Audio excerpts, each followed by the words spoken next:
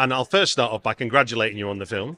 For me, my initial reaction was Cronenberg meets North by Northwest. I think you've nailed body horror, but you've also given us an every woman character and thrown her into a conspiratorial thing that she could not imagine she's in. Right. So well done on that front. That's the nicest thing anyone could have ever said to me, so thank you. So thinking about how you construct something like that, having spoken to your producer about coming, you came to early doors where you talked through an idea and then you produced a script and that.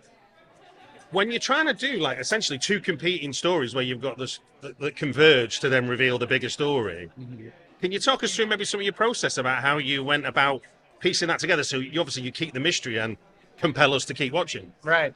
I think that's the challenge of this film, of like how to keep that mystery, how to like make sure that every beat asks another question while answering some, and that's the technical challenge. But just going through drafts and drafts and drafts, I think with this story in particular, it was really important to find how to make these two characters very similar. And although they're very different, they're at different points in their lives, they're also very similar. And kind of where one story begins, the other one ends. And the goal is by the end of it to see that it's kind of one big story. And so to me, that was something really important. And I think kind of the challenge of the screenwriting process and keeping that throughout up until the final edit. Yeah.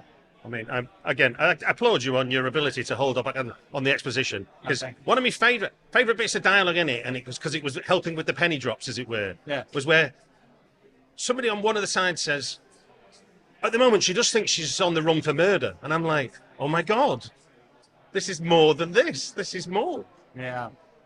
Well, that's the thing, right? I mean, the film opens up with a character covered in blood.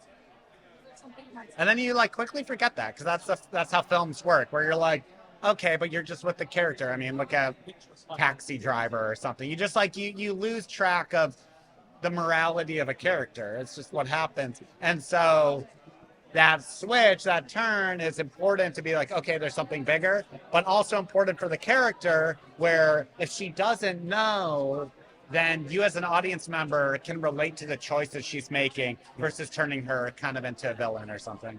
And obviously you cast Hayley Erin in your lead.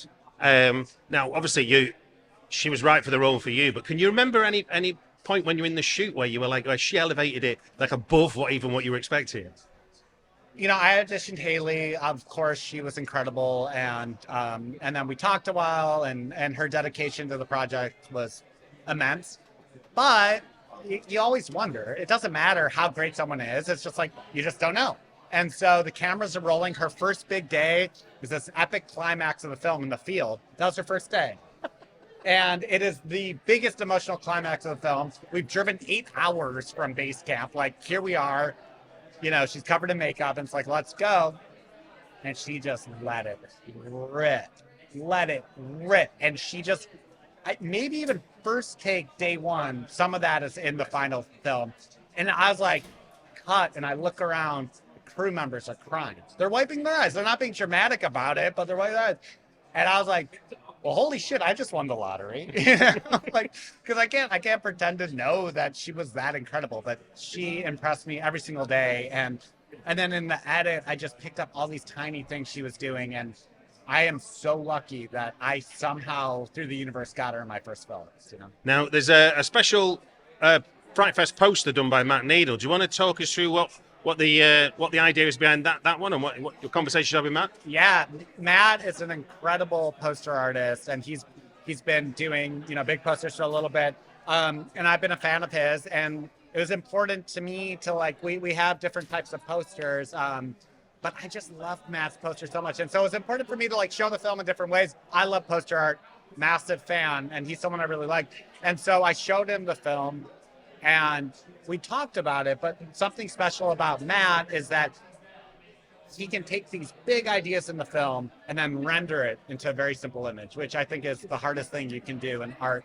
And so my film deals with someone on the run. It deals with illness, our relationship to our bodies. It deals with mystery. It deals with like the climax. It's an empty space. And he took all of that and put it, a massive vista in the distance, a woman on the run encapsulated in a pill where half of it's red suggesting horror and then the rest of it is just a lot of white space. And it's a haunting image, and he just knocked it out of the park.